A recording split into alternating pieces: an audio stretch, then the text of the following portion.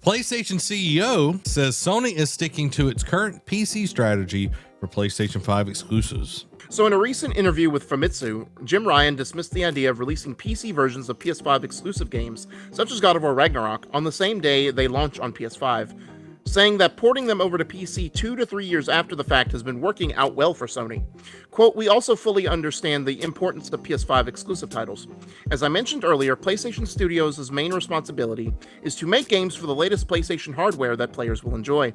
We are increasing the number of PS5 exclusive games and staggering the release of the PC versions," Ryan said in a quote translated by IGN Japan. He added, "I often have the opportunity to ask game fans for their opinions, and when I ask them how they feel about the time lag, they often say they feel the release of a PC version 2 or 3 years after the release of the PlayStation version is acceptable." Xbox and PlayStation always have their own business strategies. Xbox is like, look, we only care about the services we provide. The games play anywhere that, Game Pass is on. We don't care about, if it comes to Xbox first or if it comes to PC first or vice versa. We don't care. Sony, they're in the hardware business. Obviously, Nintendo would probably be the same thing if they ever made some of their exclusives like multi-platform or even put them on PC. They have that mindset of like, we're developing for our hardware first and coming to PC later.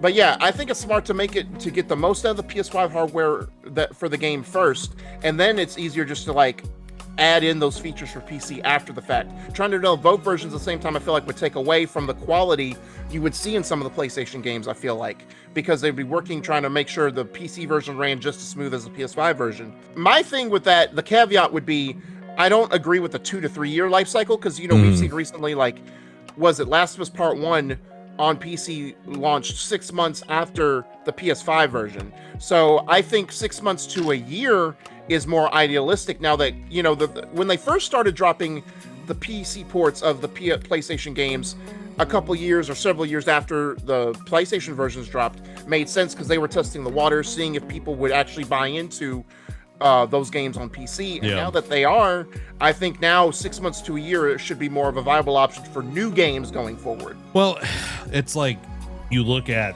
Last of Us Remastered and it launching 6 months, being on a much tighter schedule, it released poorly, the quality and all that, and they're having to fix a lot of things to just make it work, because unlike a console, and Murdoch asked this question the other night, unlike a console, developing a game for PC is a lot harder because everyone has different hardware in their PC, not just Intel anymore. There's Ryzen in there. What graphics card are you running? Are you running the latest, greatest? Are you running 3 generations behind? What is in your computer? How much RAM do you have? What kind of, hard drives is this running off of? Is it SSD? Is it HDD? Is it NVMe drives? Like, it's all these like weird things that they've got to be able to balance and make sure that can actually run on all of these different things. And it's like, you've got your ultra high definition graphics, and then it scales down. But even when it's scaled down, it's like you get anti-aliasing, you got all these things. And it's these factors. And it's like, okay, that all being said, Sony doesn't have to put out a game on PC day and day, because guess what? They're going to make a ton of money on the PlayStation 5 people. It's going to build all of this hype, and then when they have the PC version ready to go, guess what? The hype's going to come back around because it's a whole new group of people. They get that boost twice off of one game. All that marketing that they did, guess what? They just roll it over again. Now it's on PC. We slap PC on there. Boom. Xbox, on the other hand, has not had strong games for a while come out. And that's why they, being everywhere all at once is great. Being, jack of all trades, master of none type deal. That's what Xbox is right now. And everybody's holding their breath for Starfield, that it will hopefully be good. It's kind of like how you want your studios to work and what your focus is. Sony's focus, some of it is on making high quality games, moving more, and we're fixing to talk about this, moving more into live services and everything. But they know how to craft a amazing first party single player game, Xbox is really good at leveraging reach.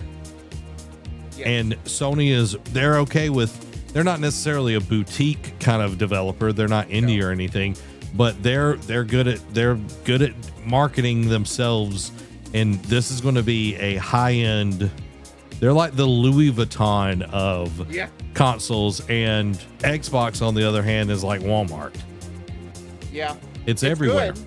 It's everywhere. Yeah. And it's quality stuff most of the time. Sometimes you don't get something quality, but you get the great value. Yeah. That's a good, you get the great value, the great value of gaming. And that's what we say about Xbox Game Pass. It is the greatest value in gaming right now is Xbox Game Pass. So not to disparage, Xbox. I hope that they continue to make awesome stuff, but Sony doesn't have to play that game. They're not worried about you playing it on your Samsung TV or whatever.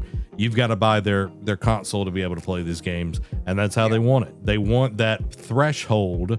They want it to be, anytime you're dealing with sales and something that costs a lot of money, for you to fully invest yourself, the price point has to have a little bit of pain for you to actually go through and use the thing and do the thing that you're paying for. Right. If it's low entry, it's like, I have Game Pass. I hardly ever use it. I have a lot of streaming services. I hardly use them. Yeah. But if it was something more expensive, guess what? I'd be on it every day. I'll be using it. Exactly. So that's kind of my idea. If you ever bit the bullet and bought a PSVR 2 headset, you gonna make darn sure you gonna be getting your money's worth out of that. Exactly. So I think that's their strategy. It makes sense. They don't have to play the same game. Their Xbox is playing out the beginning band book, and PlayStation is playing some Rachmaninoff, some Mahler, all that good stuff.